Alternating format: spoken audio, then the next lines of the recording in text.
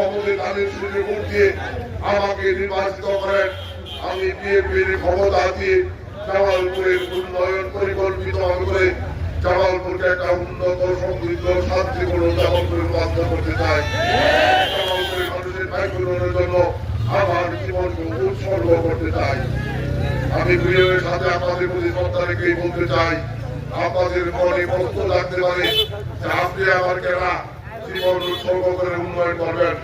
আমি আপনাদের কাছে নতুন কেউ না, 30 বছর এমপি পাইলে আমরা, কিন্তু সময় ক্রমে 2টি পৌরসভা নির্বাচনে 2004 সাল এবং 2011 সাল জামালপুর পৌরসভার মানুষ, এই 6 নং ওয়ার্ডের মানুষ ভোট দিয়ে আমাকে বিপুল ভোটে নির্বাচিত করেছিলেন। আমি 11 বছর মেয়র হিসেবে দায়িত্ব পালন করেছি। আমি আপনাদের প্রতি শ্রদ্ধা রেখে সম্মান রেখে বলতে চাই, একটু চোখ বন্ধ করে চিন্তা করে দেখুন, আমি মেয়র হওয়ার আগে এই 6 নং